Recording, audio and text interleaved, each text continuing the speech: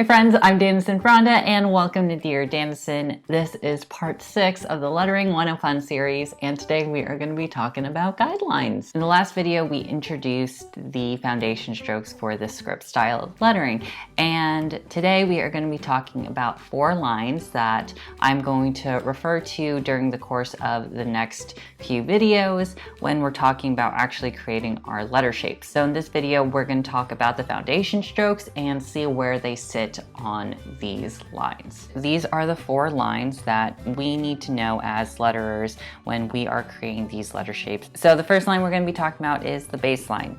That is represented by this black line over here and labeled baseline. Think of it as the footing of all of your letters. As you can see with the foundation strokes of the underturn, overturn, compound curve, oval, and ascending loop, all of the bottoms of those letters touch the baseline.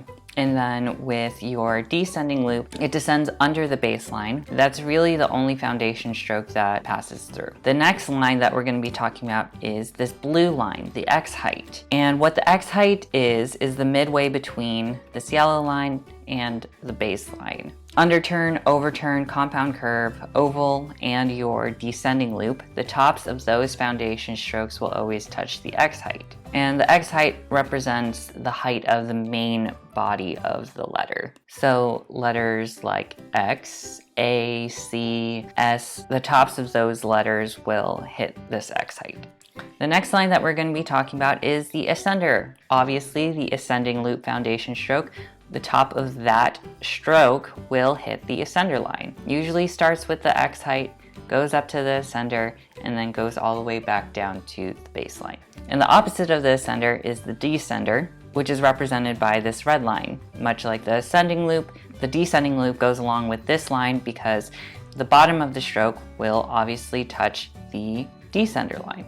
And that's pretty much it. These are the 4 basic lines that you need to understand when you are creating your letter shapes and further on when we're starting to create words. It will allow for more consistent letters when you are putting them all together to create words, phrases, sentences, and it's a great tool to use as practice. It's just a building block to creating beautiful lettering, which I know that you can do. And it's just great for beginners to understand where the foundation strokes and all these letters sit within these guidelines that you see in almost any practice worksheet or just on any tutorial. Make sure you get familiar with these guidelines and then you'll be great for when we put our foundation strokes together to create our letter shapes. If you like this video, go on ahead and give it a thumbs up, subscribe if you aren't already, and hit that bell icon to get a notification every time I upload a new video. Until next time, keep learning. Bye!